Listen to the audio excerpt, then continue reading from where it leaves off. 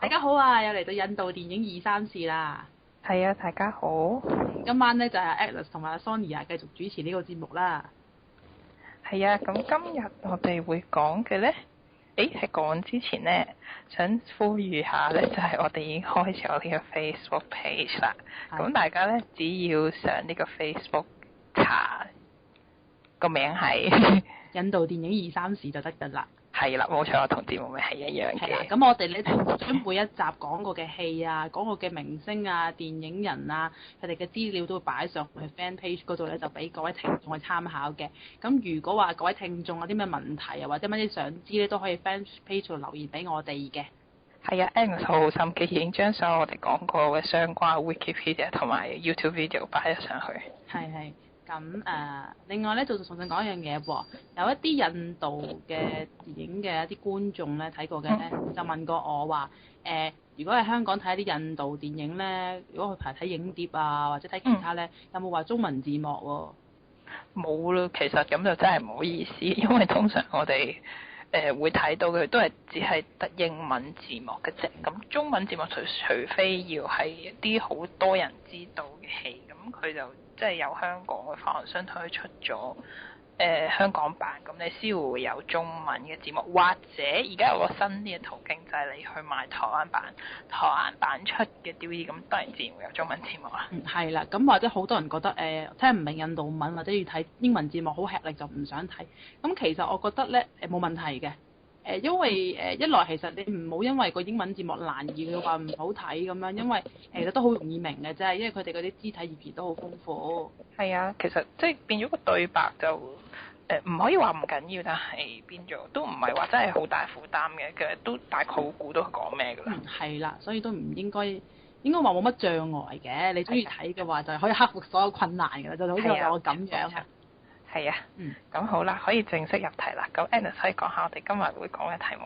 今晚精彩咯！我哋今日咧就講兩個印度最出名嘅大明星啊。係，呢個就係呢個 SRK 同埋卡祖。係啦，咁阿 Shahrukh Khan 咧，SRK 我哋過往嗰幾日都成日都講佢啦，已經聽到厭啦就嚟。係啦，咁咧但其實咧佢喺印度嘅波利活影壇咧就唔係淨係自己一個威威嘅喎，佢有一個好拍檔嘅喎。就係卡祖啦。係啦，卡祖係女仔嚟嘅。係啊，咁呢個佢哋就被譽為呢個最好嘅 screen couple。係啦，就佢哋當今嘅印度波利活上面最享負盛名嘅銀幕情侶啦。其實我諗可能係呢10年啦，算唔算咧？呢10幾年。幾年啊，係啊。咁其實咧，佢哋都代表咗一個新嘅世代嘅可能青春或者愛情電影咁樣。係啊。咁所以咧，其實佢哋好受歡迎，但係你會以為佢哋好多產，但係其實佢哋一齊做咗淨係得4部戲嘅啫。咁我哋就會全部都講晒嘅。係啦。咁阿劉德華，sorry 啊，劉德華啊，Shahrukh Khan 佢點樣就我哋就唔講啦。咁可以講下 Kajoy 嘅。咁 Kajoy 其實佢出自呢個影藝世家。咁佢嘅媽媽係演員，係爸爸係導演，佢個姨媽係一個更加出名嘅波利活嘅演員。咁即係呢啲就即係家族嘅傳統之下，咁下一代都自然出嚟做戲啦。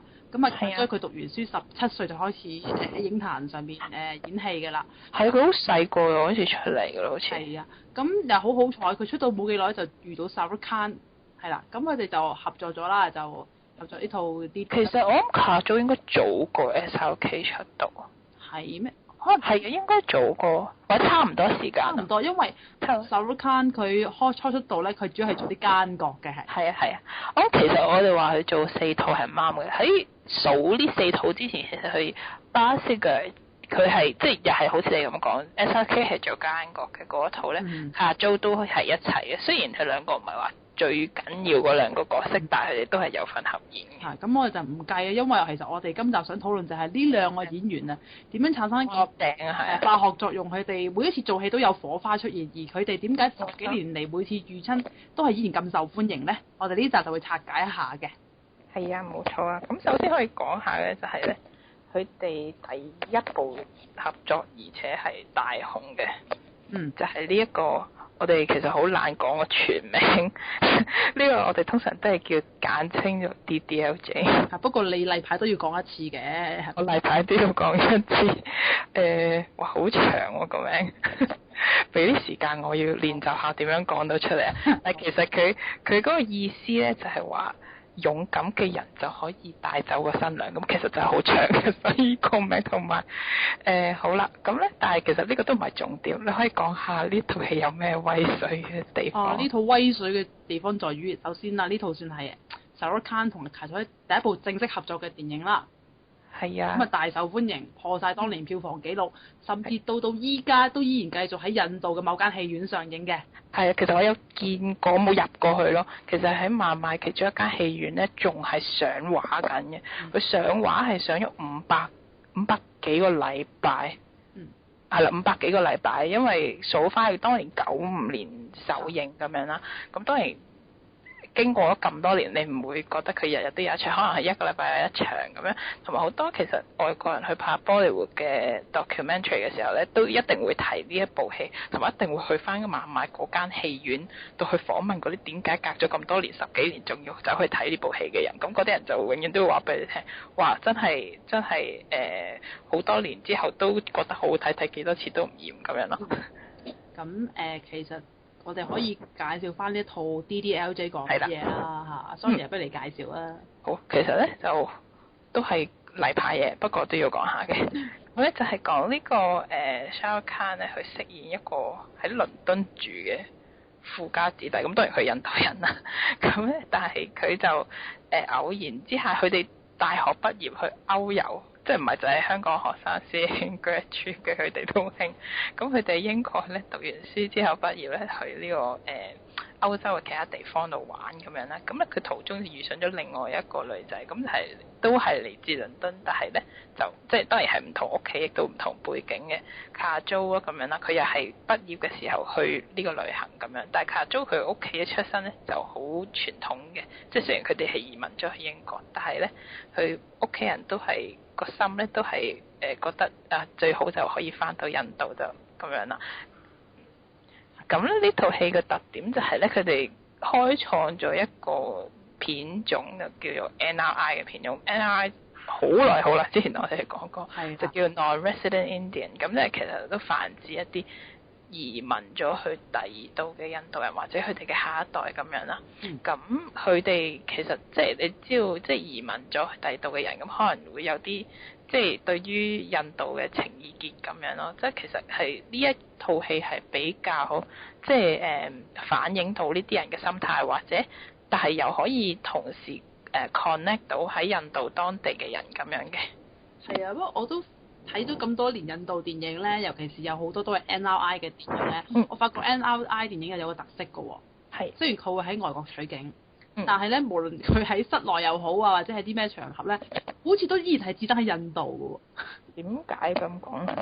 唔係佢總係會加插一兩場咧，係有啲印度嘅跳舞情節嘅。係。呢個都啱嘅。其實咧開頭嗰啲 NRI 嘅片種佢就會可能有好啲地方喺印度取景，喺外國取景，但係最尾佢有一 part 或者唔知點樣都會翻印度嘅。但係後尾已經發展到有啲係完全成套係喺外國拍㗎。咁啊講翻 DDLJ 啦，咁跟住呢個係咪卡咗要翻去自己屋企啊？係啊，佢去完呢個歐遊翻到屋企啦，爸爸就已經安排佢去嫁人咁樣啦，但係要翻印度結婚咁樣。咁但係咧，佢途中同呢個 Shah Rukh Khan 已經可能係情到結真啊。係啦，咁咧 Shah Rukh Khan 咧就覺得又唔想放棄，所以就咧遠道走到去印度度揾佢啦。咁啊就依我記憶所及啦，咁啊 Shah Rukh Khan就同佢屋企人就打成一片啦。係啊，咁但係佢爸爸咧就好似唔係咁中意呢個外邊嚟嘅男人。咁我想提翻呢位飾演爸爸呢位演員叫做 Amrish Puri 啊。咁其實佢印度咧其實都過身㗎啦。佢喺印度都係一個好出名嘅性格演員，但係佢都曾經做過荷里活嘅電影，美國嘅。我想提醒翻就係話，如果中意睇奪寶奇兵嘅朋友咧，如果睇第二集魔域奇兵咧，佢呢個爸爸 Amrish Puri 咧，佢飾演個邪惡嘅祭司嘅係。哇！你咁都揾到好犀利，我咧唔知咯，因為真係當係啲茄喱啡咁樣睇。茄喱啡嚟㗎，因為呢個做爸爸嘅演員咧，成日都咧碌大對眼咧，個樣好惡死㗎，係一啲好係啊係啊嘅演員啊。哦，真係唔講唔咁呢知啊。個咁惡嘅爸爸自然就唔會對 SRK 特別啊，好相遇㗎啦。係啊。當佢知道咗原來阿女中意咗個男仔，話勁嬲啦，仲唔快啲將個女嫁咗出去？係啊，冇錯冇錯。咁咁容易俾呢個自己心愛嘅女仔轉讓他人咧，梗係要努力爭取啦。係啊，但係咧其實呢個咧基本上如果拎走咗係話 NRI 呢個 element，其實同求其一套印度戲差唔多嘅啫。但我覺得呢套戲成功嘅地方咧，就在於話首先，Shahrukh Khan 同埋Kajol以一個好年青新一代嘅姿態出現咗啦。其實呢一套戲咧係 SRK 第一套擔正，唔使做奸角。咁一開就係個飯咯。係啊，其實因為點解咁講？點解覺得好似好特別咁？因為 SRK 佢本身冇家底，即係冇屋企人係做電影工業。闖出嚟係啊，所以其實你咁樣係好難做主角嘅。佢做咗一輪奸角咧，終於有人夠膽揾佢擔正啦，咁樣咯。係。咁兩個一男一女嘅，即係兩個新演員咁樣冒起咗啦。咁其實佢哋戲裏邊就係好爭取自由戀愛呢一樣嘢，其實好重咧印度年輕人個心態嘅。就算係唔好話本土，就算係海外嘅印度人咧，其實佢哋都成日都受到傳統約束嘅。就算佢哋要結婚，其實好可能都係要受媒妁之言嘅，即係可能自己個老公老婆唔係自己拍拖好耐啊嗰啲嘅。係啊，冇錯。咁我諗其實呢一啲即係好似點講咧，對抗傳統呢一種嘅角度咧，永遠都會好啱某啲人，因為大家可能始終現實中做唔到，咁可能戲裏面睇到就覺得圓咗個心願，或者覺得開心咁樣咯。其實銀幕情侶有咁樣嘅，即係有咁樣嘅演繹，其實都好平常啫。咁憑乜就單單就係 Shahrukh Khan 同埋 Kajol 會即係而家會爆咗出嚟咧？咁我覺得其實同佢哋兩個人嗰個魅，即係嗰個舉手投足個魅力都有啲關係。係冇錯，你問我嘅話，我就中意Kajol。你問我咁多個女演員，我應該係最中意Kajol。我覺得係真係好生動咯，即係咯。Kajol佢唔係靚嘅，佢皮膚黑黑地，嗰啲傻氣嘅色啦。係啊，但係你係一定會中意佢咯，即係嗰啲好單純啊嗰啲咁樣。咁而家 Shahrukh Khan 都永遠做一個比較主動去挑逗佢嘅角色啦，係好開心嘅，即係呢個以Kajol就欲拒還迎咁樣啦。但係當中唔會涉及任何啲啲唔會涉及啲 lust 嘅成分啊嚇。係啊，真係都係好正經嘅，尤其是我諗10幾年前嗰啲更加係啊。係咯。咁再者就話喺套戲裏邊，我相信佢嗰啲歌曲咧都傳頌一時啦，係咪啊？係啊。其實都好到而家咧，尤其是佢有一首咧喺婚禮就係講SRK 去到印度啦，咁你發覺Kajol就嚟要結婚啦，咁裏面咧嗰度有一首歌咧，就係到而家都係一啲好出名婚禮上面人哋會唱啊嘅歌咁樣嘅，真係好有代表性。係啦，咁再講翻少少啦，咁呢套戲嘅配樂啊係咪啊？呢套戲嘅配樂即係配樂定係之後嗰套 Kuch 但係啊，即係喺呢個 Om Shanti Om 裏邊都出現翻㗎係咪啊？係Kuch 睇應該啊？咦？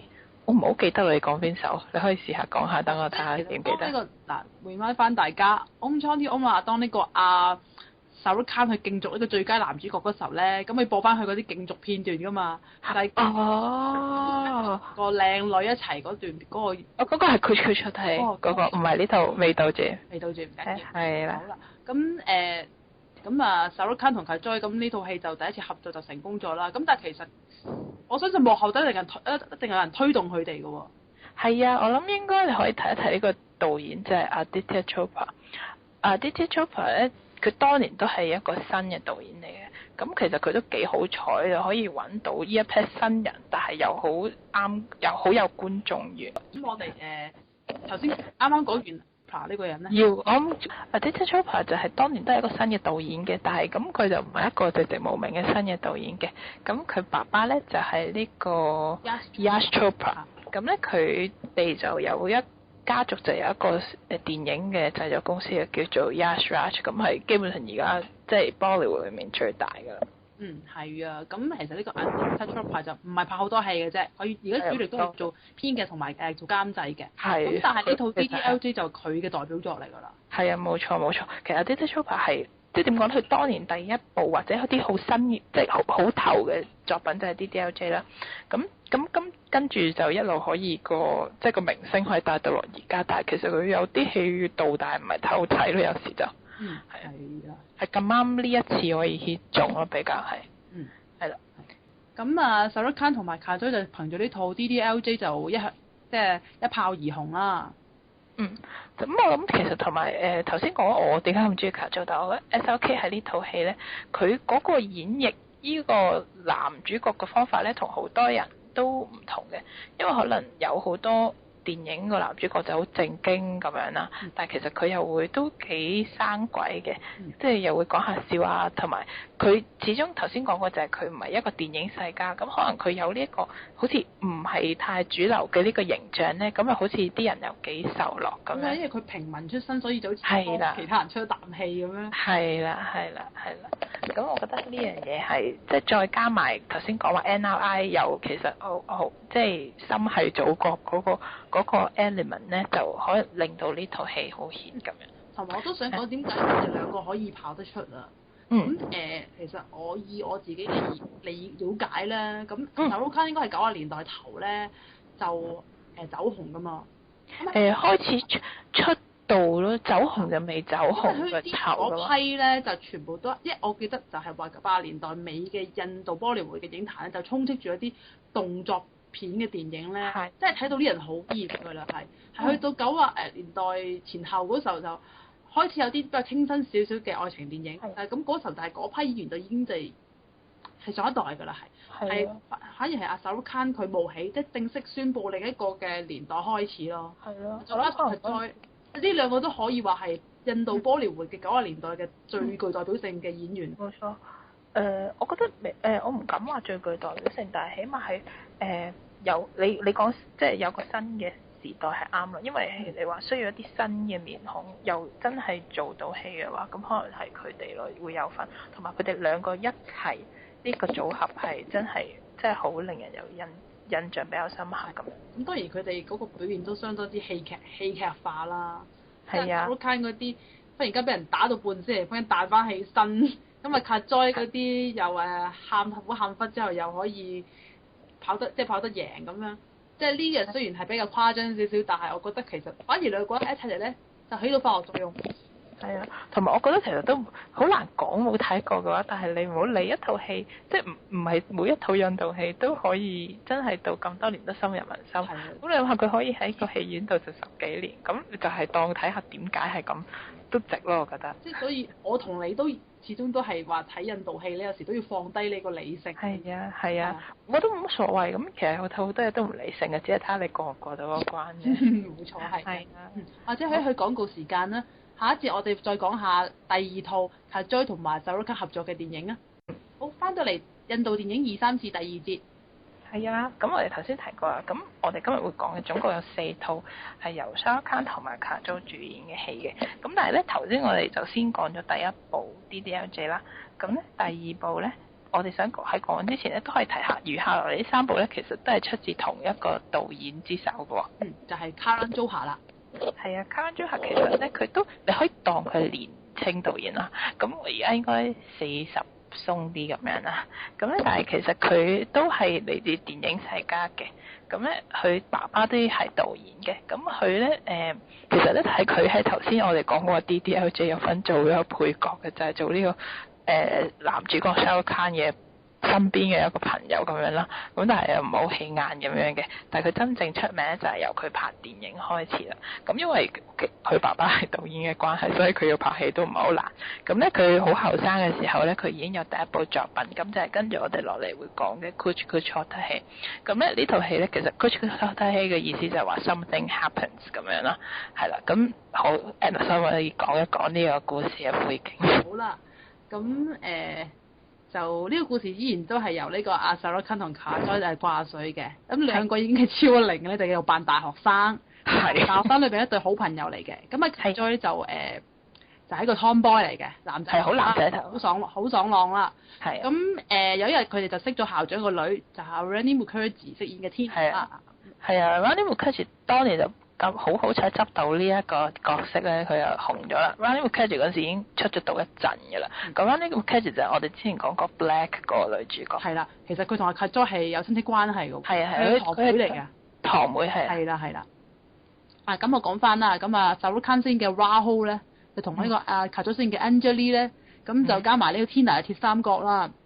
咁大家就變好朋友。咁咧，但係阿 Rahul 咧就又中意咗阿 Tina，咁令到呢個 Anjali 咧就心裏邊就有即係耿耿於懷，佢又唔敢向呢個 Rahul 表白啦。咁就唯有就唔出聲咁樣睇住呢兩個人結婚，咁佢就好傷心咁離開咗啦。咁好多年之後，咁呢個阿 Tina 咧，佢就因為生 BB 之後就死咗㗎啦，生咗個女。咁阿 Rahul 同個女就單親家庭咁樣過活啦。咁而阿 Anjali 就自己就即係佢就已經唔再係一個 tomboy 嚟㗎啦，已經變得好女性化。咁好似都有繼續教書係咪？教小朋友跳舞或者係咯嗰啲咁樣。即將結婚。咁呢個阿 Rahul 個女咧，咁就唔知收到佢媽媽，即係佢媽媽死之前就留低咗幾封信俾佢。係啊。就話俾佢知，其實話佢知道阿 Rahul 同阿 Anjali 其實。係啊，當年如果冇佢出現嘅話，可能佢哋就會湊成一對。係啦，咁就呢個 Tina 佢即係臨死前就即係都依然記掛住佢嘅舊朋友，希望撮合翻佢哋兩個啦，就吩咐佢個女咧一定要揾翻 Anjali。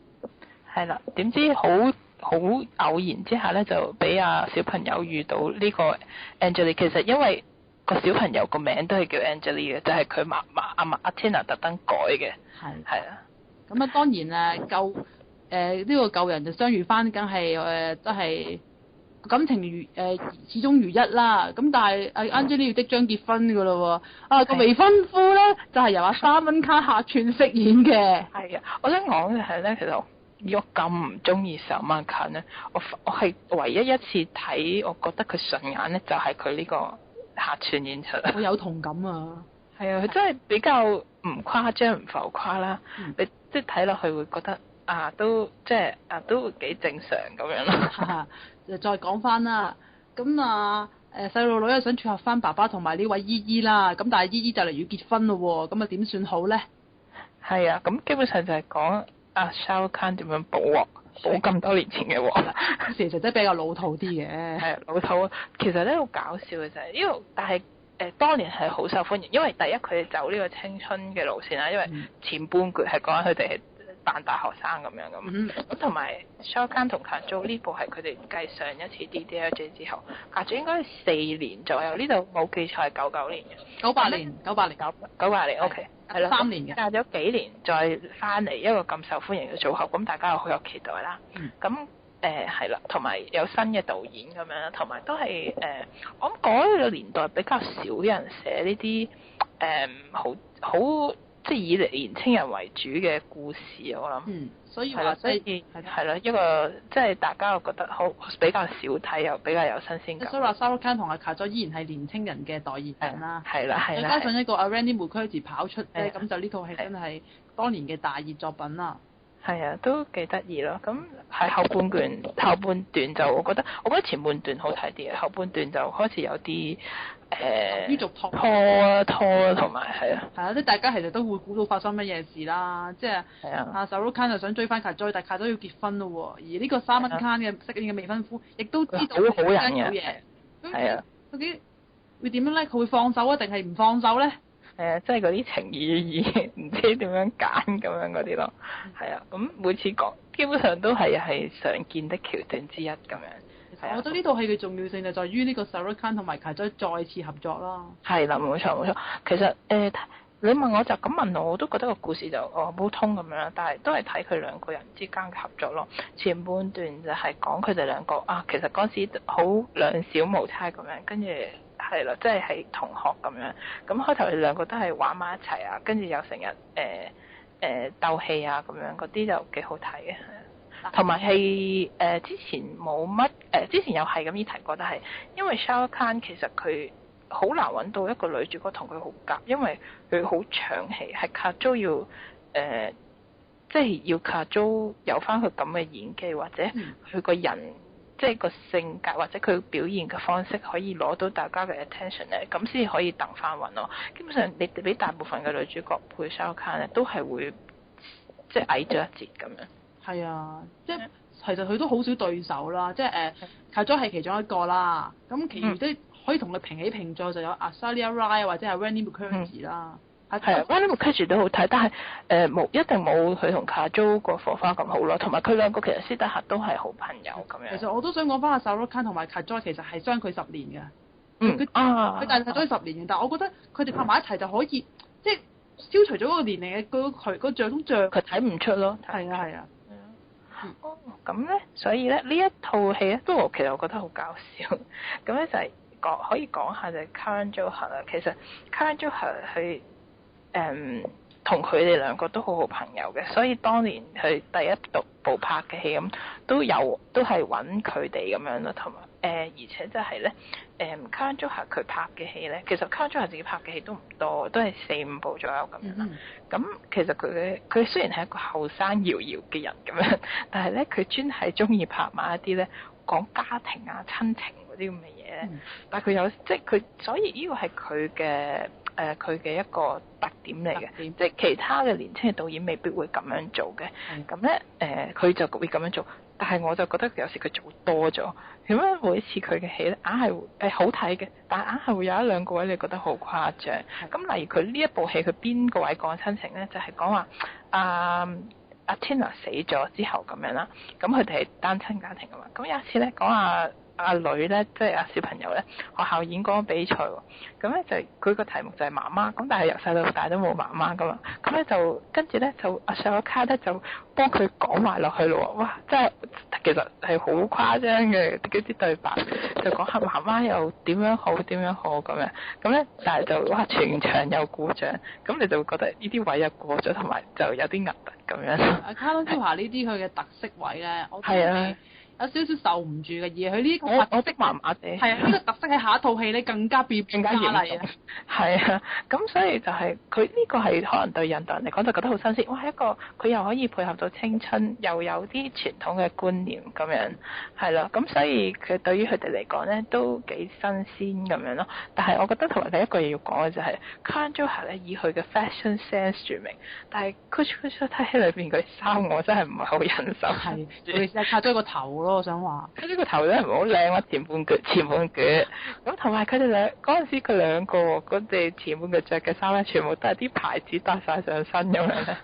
喂，但係其實嗰陣時已經講98、99年，其實應該都唔係咁樣嘅。係啊。咁所以就有損呢個 Karan Johar Fashion Guru 嘅聲譽，我自己覺得。即係佢其實咧，如果大家睇印度電影咧，又會睇翻一個2000年之前嘅戲咧，你哋要忍受嗰啲演員咧着嗰啲衫啊，嗰啲造型咧，其實真係比較靚㗎係。係啊，冇錯。好，我要斷咗再開，要再。唔使講啦，我都已經。好，咁咧好啊，咁我哋係我係啦。咁頭先講完呢一樣嘢，講到衫啊，或者一啲可能比較誇張嘅情節咧，咁我哋都咁Kuch Kuch Hotta Hai就講到咁多先啦。係啊。跟住我哋就講一套更加重要同埋更加變本加厲嘅戲啦。係啊，呢套應該係卡祖暫別影壇最後一套作品咯。係啦，咁啊講翻背景先啦，就因為阿卡祖佢99年佢結咗婚，咁佢後尾佢就想專心去家庭生活，所以佢01年咧佢拍完呢套 Kabhi Khushi Kabhie Gham 讀成 3G 啦之後咧，佢就暫別影壇啦。係啦，咁呢一套戲咧，就唔止 Shah Rukh Khan 同卡祖，雖然都係佢哋擔大旗，但係嚴格嚟講係可以有話3 pair 人喺裏面嘅。係啊，新三代啊 Sonia 呢個你一定要俾我講啦。係啊，好啊，冇問題。中青三代。係啊，齊晒。係啦，老嘅咧就有呢個校長Amitabh Bachchan同佢呢個佢太太真係真係佢太太。係啦 Jaya Bachchan 兩個都係影壇常青樹嚟㗎啦。咁啊，佢哋即係再次重現喺銀幕啊，再做夫妻。咁啊，中嘅咧就當然係 Shah Rukh Khan 同 Kajoy 啦，呢個第3次合作。咁啊，後生嗰對咧就由呢個 Hrithik Roshan 同 Kareena Kapoor 合作嘅。係啊，冇錯。呢個我哋未喺節目提過佢哋嘅，咁我哋可以遲下先再講。係啊，但係我都可以提少少嘅。Hrithik Roshan 咧，其實如果你會睇開嘅話，都會知道，因為佢都係一個當紅嘅男演員。佢紅嘅程度係同呢個 Shah Rukh Khan係平起平坐，有過之。我覺得未到平起平坐嘅。未到啊？未到，我覺得未到咯。但係佢有啲嘢係佢做到，人哋做唔到咯。係啊，咁因為佢跳舞好叻嘅，咁同埋佢都做過好幾部好大嘅片，同埋佢都即係算係靚仔咁，所以都好多 fans 咁樣。好啦，咁我可以嚟一講下呢套 K3G 講咩啦。咁其實印度文係乜嘢，大家唔使知嘅。咁佢意思就叫做 sometimes happiness, sometimes sadness 嘅，即係有時開心，有時唔開心。係啊。咁咧就故事就講話咧一家四口啦。咁啊，Shah Rukh Khan係大仔，咁咧就爸爸媽媽好錫佢嘅。咁但係佢由外國讀書翻嚟，又係外國啊嚇。就佢爸爸咧就諗已經度定咗話咧，將佢個仔同佢個好朋友個女咧就許配為一對。係啊。呢個女咧又係由 Randy Mukherjee 客串下嘅，好識客串嘅係。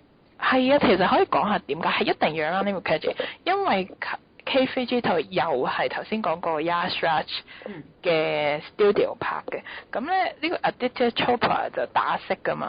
算係，咁其實咧，大家成日都傳聞呢個 Randy Mukherjee 同埋 Aditya Chopra 係有啲又係啦，咁係啦，咁所以就基本上每一套 Yash Raj 嘅戲，你可能都會見到 Randy Mukherjee。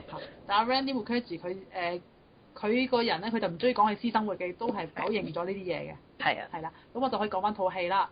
咁啊呢套戲擺明就係要同呢個 Kush 開頭喺度再續前緣，所以咧 Shah Rukh Khan 同 Kajol 咧依然都叫做 Rahul 同 Anjali 嘅。係啦，個名係要繼續翻去，同埋我諗可能係因為都係同一個導演咁，所以佢就繼續咁樣。係啦，故意要提醒翻觀眾啦。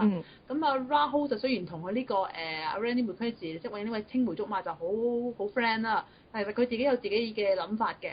咁佢就中意咗Anjali 啦。Anjali 其實係管家，屋企個女管家個女嚟嘅。咁就佢哋家人應該講翻少少背景啦。佢哋屋企人係信印度教嘅，咁Anjali 一家就信回教嘅。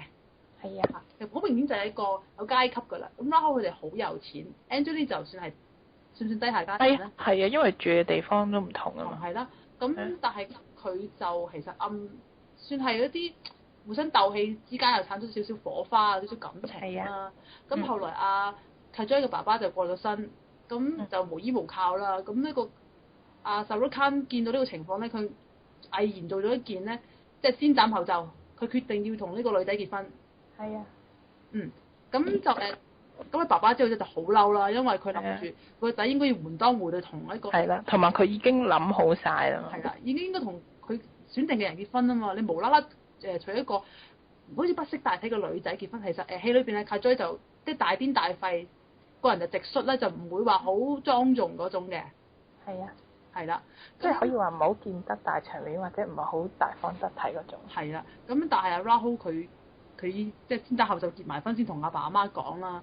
咁呢個時候咧，佢爸爸就爆咗一件好得人驚嘅事出嚟，就話：果然你果然唔聽我説話，因為你唔係我親生仔。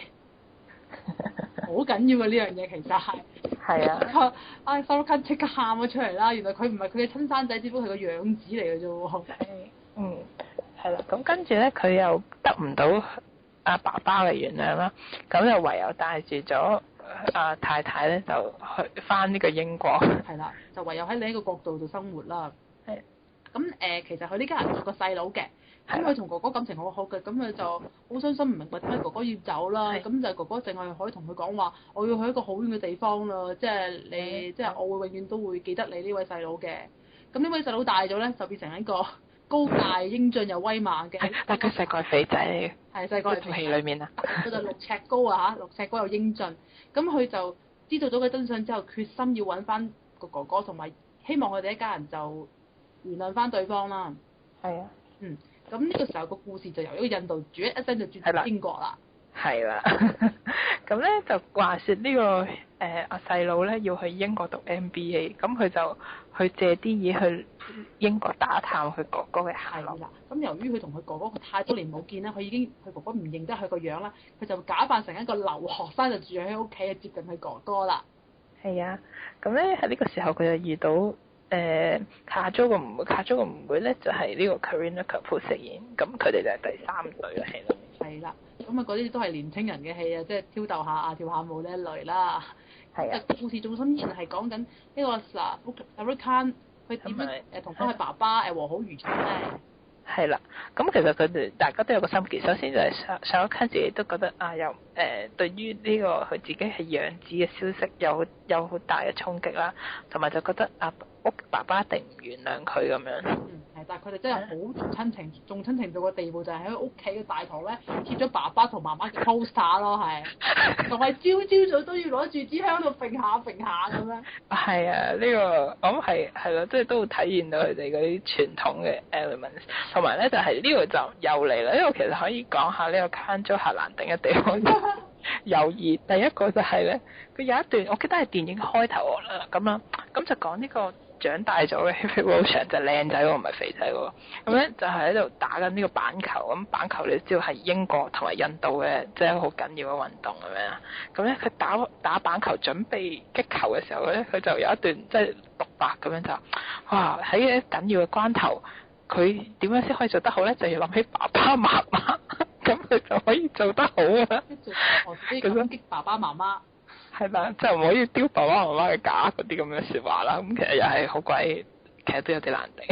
咁但係係呢個就係 Kanjo 夏嘅特點之一啦。係啦。係啦。咁又繼續講翻個故事啦，其實都有長，大家有啲耐性啊嚇。咁呢個經過呢位細佬嘅穿針引線之下咧，爸爸媽媽去英國玩一探佢啦，因為製造機會令到哥哥卒之同媽媽見面，但係當然爸爸都在場啦。咁爸爸好嬲就問阿細仔啦：你做乜要搞呢啲事出嚟啊？我唔願意見到佢啊！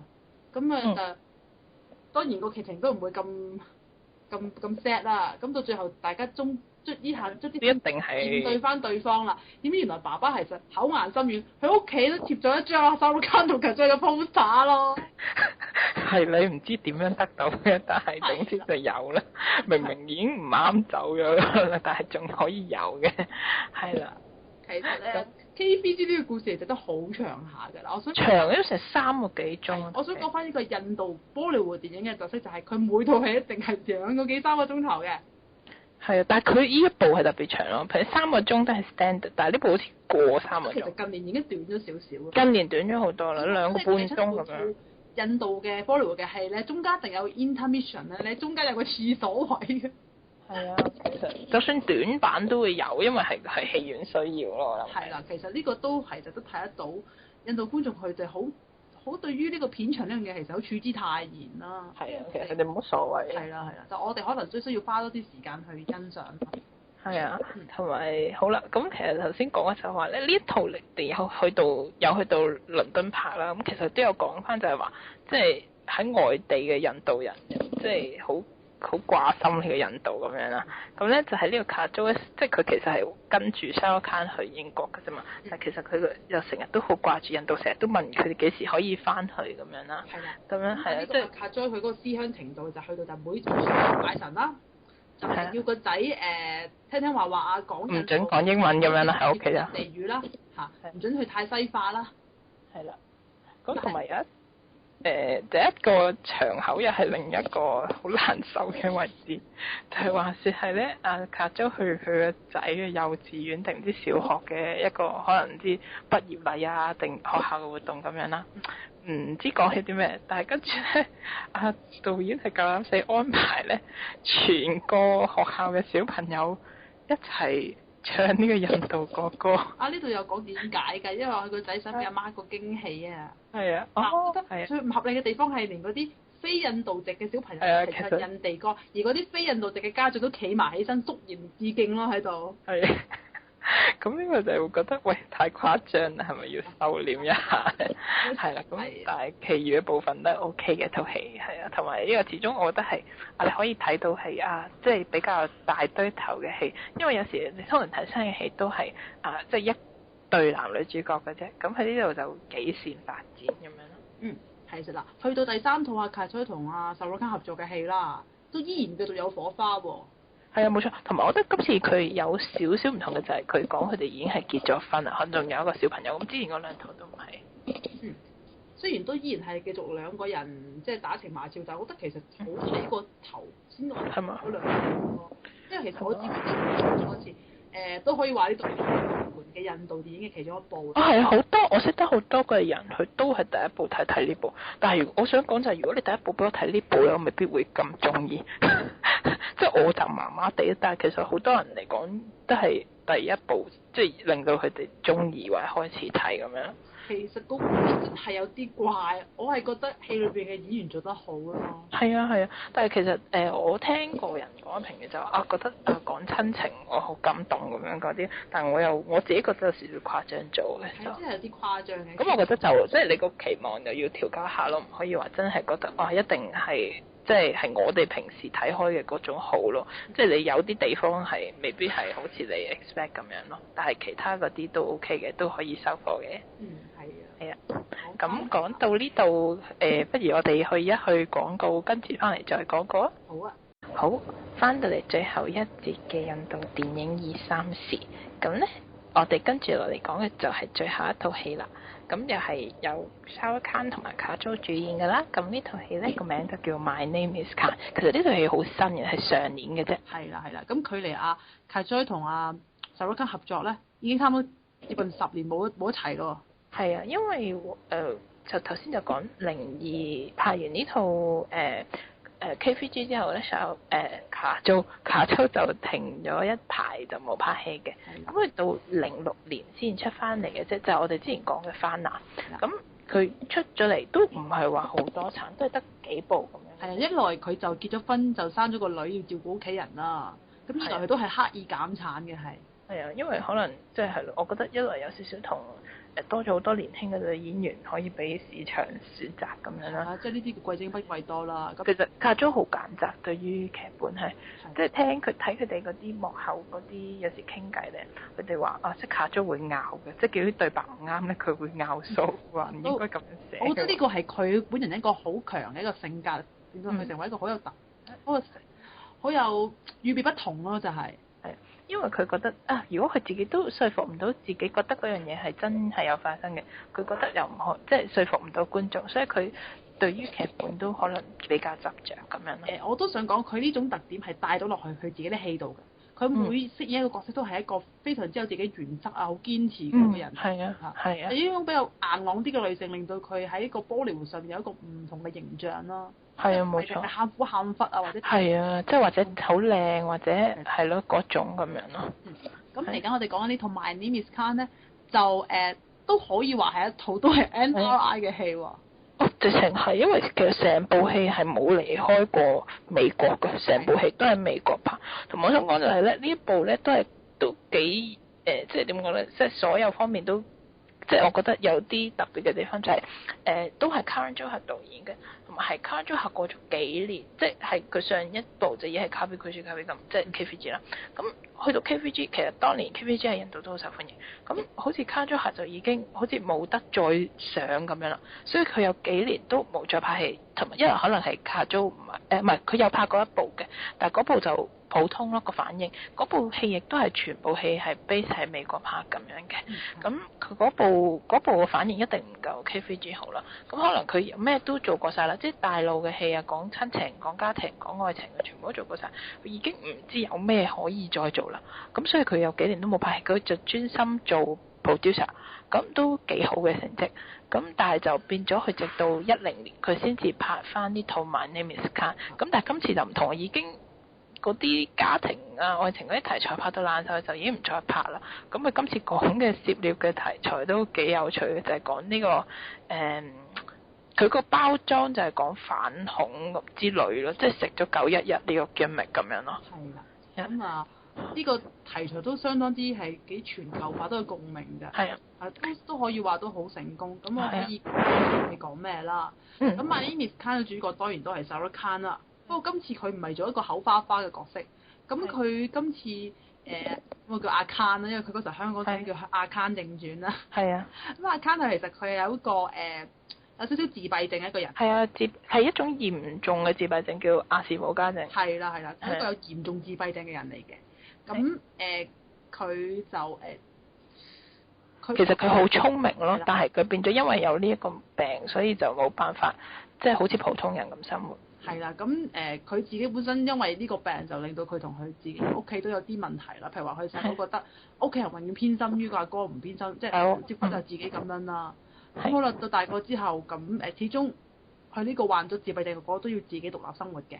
係啊。係啦，咁咁佢自己嘗試獨立工作期間就識咗阿 Kajoy 咧，Kajoy 咧佢今次係一個單親媽媽，係自己帶住個仔生活嘅，係都係喺美國，佢哋喺呢個三藩市度識嘅。係啦，咁Shah Rukh Khan 就好，即係個性格，好其他人會覺得佢係一個真係一個傻仔或者低人仔啦，但係阿 Kajoy 就好願意同佢傾偈，好願意同佢溝通，咁最後呢兩個人都結成夫婦啦。嗯。咁但係個故事就未完嘅。係啊。就因為呢個故仔係911啦，就講到話佢哋結婚冇幾耐就遇上911事件。係。咁喺美國國內嘅總之係好似回教徒啊、阿拉伯人啊嗰類都好似俾人覺得係一個恐怖分子咁樣。係啊，俾人歧視咯。咁咁啱 Shah Rukh Khan 佢嗰個角色，即係佢個名同埋佢自己本身都係，即係嗰個戲裡面嘅角色都係一個回教徒。咁咧佢就都開始感受到有啲壓力咁樣，但係佢就好唔明，因為佢本身自己係即係個思想都係愛好和平咁樣嘅。係啦。咁咪咁好不幸啦，就將個仔佢喺學校度同其他學生發生爭執，咁咪涉及種族歧視，咁佢最後個仔俾人打傷，重傷死咗嘅。係啦。咁而呢個 Shah Rukh Khan 喺呢個好似個葬禮上邊咧，佢就喃喃自語就講話My name is Khan and I'm not a terrorist。其實係啦，呢個係點解咧？就係因為 Kajol 就有啲怪責佢，因為其實 Kajol 佢本身佢哋就唔係回教徒，佢哋印度教徒嘅。咁但係因為咧 Kajol 同 Shah Rukh Khan 結咗婚之後咧，佢個仔都改埋姓，就先至會有咁嘅悲劇發生嘅啫。咁所以 Kajol 就有啲怪責佢，就同佢講話，佢話即係佢既然佢個仔死咗，又好似冇人可以查到個真相，咁佢話即係其實佢就怪責呢個 Shah Rukh Khan，即係。當然係有少少係發泄佢個情緒咁樣。發泄啊，同埋佢唔可以面對，唔可以再面對佢咯。係啦。雖然佢又好喜歡呢個人，但係始終佢又好似間接令到佢個仔死咗咁樣。係啦。咁一方面Kajoy佢依然堅持要查出自己個仔嘅死亡嘅真相，因為佢個仔遇害嗰時候有學生在場而唔敢。係啦。咁所以Kajoy基本上就。即係其實係唔係認真嘅，就同 Shah Rukh Khan 講就話，你去揾呢個美國總統，就同佢講話，其實你唔係一個恐怖分子，或者即係其實有少少反思就話，其實其他即係普通嘅回教徒都唔係恐怖分子咁樣咯。咁咧呢個結果呢個 Shah Rukh Khan 咧就真係照佢咁樣講，即係佢冇 process 過佢背後嗰個意思，佢就真係去咗揾呢個美國總統咁樣。其實阿 Khan 佢呢個人就係好 straightforward 嘅。佢做乜就做乜，但係佢好有自己一套，佢真係好堅持咁樣，真係徒步走去揾下奧巴馬啦，就個戲下半就變咗套公路電影。係啦，就講佢點樣去尋找呢個美國總統，點樣可以揾到辦法去接近佢。咁跟住之後，阿 Karan Johar 嘅特色又嚟啦，佢嘅本色不改啊，就係我覺得今次收斂咗好多，雖然都有少少誇張，但係我覺得今次好好多。咁佢就講到話阿 Khan 佢徒步去揾阿奧巴馬期間咧，喺個喬治亞州係咪啊？喺喬治亞州遇到一個好嚴重嘅水災，咁佢就幫咗一啲黑人咧，咁就變咗佢呢個事蹟就傳揚開去，啲人都知道話原來有一個叫阿 Khan 嘅人咧，周圍同人講話佢自己唔係恐怖分子，同埋去幫人啦，咁啊上埋電視，咁令到啲人個個都走去個災區度咧幫佢手。係啦。即係召集咗好多人咁呢個有少少係枝節嘅，咁同埋呢個係咯，呢個都呢一 part 都有幾多人講，因為佢嗰個問題就係在於佢咧搞到拍到美國好似係50年代咁樣，啲人就覺得你就唔好掌握到美國嘅現況咁樣，同埋有時佢都無可避免有少少係妖魔化咗嗰啲白人嘅美國人。但係我覺得有錯唔晒嘅，因為的確係有呢一類嘅事情發生過咯。因為佢去到佢應該係嗰啲比較南部同埋比較封閉少少、比較貧窮嘅地區啦嚇。係啊。咁但係呢個阿 Khan 一人之力啊，真係可以做啲嘢，咁呢個真係相當之誇張咯。係呢個係誇張嘅，但係我覺得就冇，即係我覺得起碼呢個佢係有個目的可以 serve 到，就係講佢其實係一個真係好善良嘅人。即係會幫助人咁樣，即係我覺得比之前嗰啲好啲咯。咁而最後佢嘅事蹟去報到，即係全美國所有人都知道啦。咁就連Kajoy都知道，即係佢先至發現啊，原來佢真係走去，即係禮真係認真走去揾阿奧巴馬嘅喎。係啊，係咯。咁所以呢個故事就講講嘅，即係其實佢今次拍得都幾有趣嘅，就係佢唔順時序拍嘅，咁你都要睇一陣，你先至會知道其實佢想講嘅係乜嘢咁樣咯。咁其實我覺得《My Name Is Khan》呢一套戲比之前嗰三部淨係談情説愛，佢已經去咗另一個層次。係啊，其實佢有貪心到嘅，但係我覺得即係有啲人就覺得，都唔係好，即係都唔係反映個事實咁樣。但係我覺得即係通常呢啲聲音都係嚟自美國人啦，咁我唔會理會佢啦。咁因為其實我覺得佢呢個主題的確存在，即係歧視回教徒呢樣嘢的確係存在。雖然佢用咗一個誇張啲嘅手法拍，但係我覺得起碼已經係即係比佢以前拍開嘅題材上咗一級咁樣咯。係啊，同埋我覺得佢戲裏邊仲有一啲特別嘅地方就係一個枝節嚟嘅，就係講阿 Khan 佢個弟婦咧都係回教徒嚟嘅，但係因為九一之後咧，佢要被逼除低佢個頭巾啊，因為如果佢咁打扮就俾人覺得佢係一個回教徒，咁就俾人標籤咗係一個恐怖分子。係啦。咁亦都因為佢受到呢個嘅鼓勵之下咧，佢決意繼續戴翻頭巾去捍自己個宗教咧。同埋其實佢都有嘗試好認真咁討論。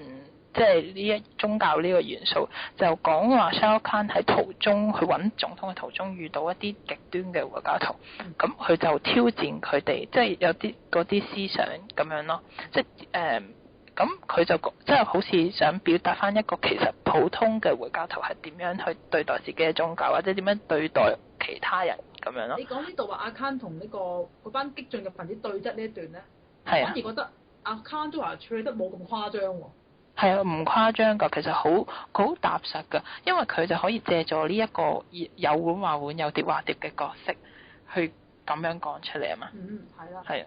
咁至於阿首喺呢套戲，既然個題材咁嚴肅之下，其實佢哋根本上可以話係冇光冇㗎啦，係。今次冇少咗好多 which 係好奇怪，因為 Khan 係最出名嘅就係佢嗰啲大型歌舞，冇咗都幾怪。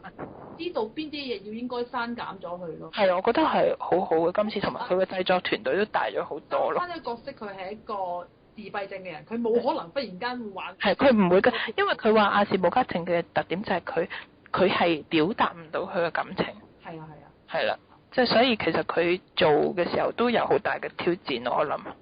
而 Shah Rukh Khan 佢真係做得到一個有呢個自閉症嘅人嘅一啲症狀咯，譬如話永遠都唔會望人個眼啊，係啊，手震震啊呢一類咁樣。係啊，佢都俾好多心機去 research 去理解咯。知佢同 Kajoy 就由以前嗰種青春偶像式嘅打情罵俏，去到已經係一個好似老夫老妻嘅階段。係啊。即係兩個演員都成長咗，即係大家都過咗30歲以上㗎啦，其實。同埋 Kajoy 最好睇就係其實哇，睇嗰陣時我係喺戲院睇呢套戲，佢由佢個仔死咗開始嗰度咧，哇，基本上係冇停過，係咁喊嘅全場嘅人。因為 Kajoy 真係做得好好，同埋係咯，雖然你知道有啲位係好誇張，即係誇張做嘅，但係你都會即係覺得好感動咁樣。以往就係佢哋以往嘅青春電影就係通常都好似男嘅帶住個女嘅出發啦，係啦，好似反轉咗咁樣。係啊。我 Kajoy 佢個角色係好強嘅。係啊，冇錯。帶住一個有自閉症嘅 Shah Rukh Khan去咁樣。係啊，我覺得都所以幾有新鮮感，同埋我覺得起碼即係佢有嘗試過試一啲唔同嘅嘢咯。其實佢可以好穩陣，有 Shah Rukh Khan 同埋 Kajoy呢個卡士，佢可以再拍多佢套差唔多嘅嘢，啲人都會照樣去睇。但係佢都其實都幾辛苦，睇翻佢哋 making of 咧，又要去美國嗰啲唔知沙漠，又唔知搭個景咁樣浸晒水，跟住又唔知點咁樣，即係其實好搞佢得大龍鳳咁樣。但係其實仲有呢一套戲其實咧就唔係淨係阿 Karan Johar 自己一個話事嘅，呢套戲其實係阿 Khan 嘅 Red Chillies Entertainment 自己嘅公司有份製作嘅。係啊，同埋呢套戲其實佢有外國度有好廣泛地發行，因為係好似 Fox 有幫佢做 distribution 喺外國。係啊，呢套戲喺當年柏林影展都有攞出嚟播㗎。係啊，有份首映咁樣。係啊，加上呢個見奧巴馬呢個題材實在太多人有興趣啦。係。最後佢真係見到奧巴馬，不過嗰個係 A 貨奧巴馬嚟咯。哦，係啊，嗰個係假嘅，當然唔係真嘅奧巴馬。其實個結局我覺得都未免太理想化啦，就係。係啊，但係冇辦法啦。完第4次演出咧，我覺得係一個幾好。我收貨，其實覺得好好睇。嗯，係。係啊。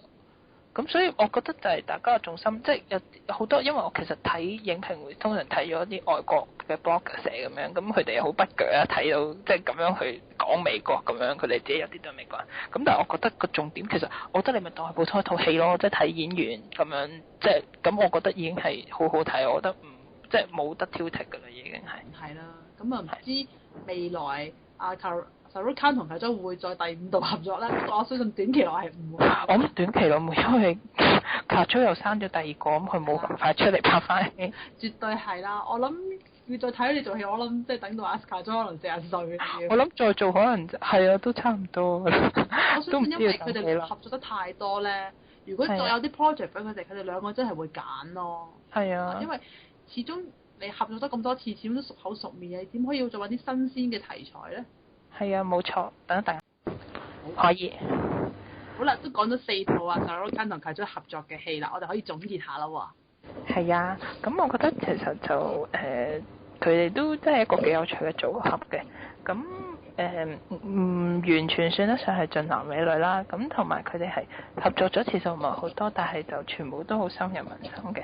咁同埋你睇到佢係基本上係經歷咗10幾年嘅前後，咁有幾部戲咁樣，可能都睇到佢哋各自都有演技上嘅增長，或者係咯，即係都可以即係隨住佢哋人生嘅閲歷多咗，咁樣又做到唔同嘅角色。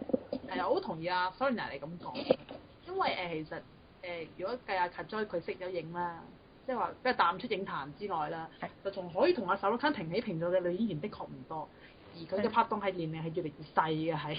係啊，冇錯，係一次細過一次。可以揾得同佢一齊合作嘅女演員，又可以又產生咗一個火花嘅，真係唔係好多咯，係。係，同埋你反而你同嗰個調翻轉到Kajol，亦都冇乜邊個可以夾到佢，係因為即係年紀差唔多嘅，又冇乜幾多個可以即係同佢可以一樣有咁有壓場。都有例外嘅，就好似我哋上次講嘅范啦，同阿Aamir Khan喎。係咯，但係合作係絕無僅有嘅，係。係真係絕無僅有，同埋你唔會覺得話真係好睇，但係唔係話真係話我好想再即係好需要再睇多次咁樣。嗯，係啊，即係我可以講下少少題外話啦。阿 Kajol 好中意同佢個丈夫合作嘅，阿 Jay Degan 啦，係咪啊？嗯，係啊。不過但係佢哋每一次兩夫妻咧夫妻檔出現咧，做戲硬係都唔好睇嘅，係。唔好睇，因為係咯，阿 Jay Degan 嘅問題就我覺得我唔係好中意睇佢做戲。係，佢啲演技都麻麻地，始終都係Kajol同阿 Shah Rukh Khan 一齊先至最似一對夫婦啊。係啊，冇錯。所以我覺得就即係變咗佢哋兩個，反而Shah Rukh Khan又唔緊要，佢不停咁可以揾到新嘅拍檔咁樣啦。但係反而Kajol就更加少咯，我覺得。我覺得真係無論邊一個地區嘅演員嚟講，即係女演員個限制係比較多嘅，其實係。即係都好睇得到，Shah Rukh Khan都年近50啦，就嚟5張，但佢依然可以同都未嘅44啫，差唔多，但依然都可以繼續同啲即係青春少艾合作，亦都唔會睇得到會有啲咩大距離啊。起碼因為佢，但係我覺得佢自己都佢又冇話一定要做啲咁嘅戲嘅，我覺得，因為佢有啲包袱就一定要做啲話好大收啊嗰啲大片咁樣。你見到佢唔會做配角咯，除咗客串之外。係啊，佢做客串咯，佢唔需要做配角。嗯，係啦。就反而Kajol佢嗰個戲路真係會收窄咗㗎啦，係。係啊，Kajol就會少好多，同埋佢自己都揀擇。我諗，尤其是呢個年頭，Bollywood咁缺好嘅劇本咧，更加冇乜機會佢出翻嚟。不過我相信佢哋兩個人都能夠合作到4套電影，已經算係上絕無僅有㗎啦，係。係啊。即係如果佢哋講佢哋個成績表嚟講，都可以話係亮麗㗎啦。哦，咁絕對係，佢每一套戲基本上都係大收，冇邊套係死過嘅。係啊。即係佢可以都話係呢個，都算係 Bollywood 上面呢個最成功嘅組合之一啦。係啊，我覺得即係同埋係最有代表性咯，都要睇一睇嘅。即係同埋我覺得又比較容易啲入手咯。嗯，冇錯係啊。好啦，今日時間係咁多啦，我哋下一集再見啦，拜拜。係啊，下集再見，拜拜。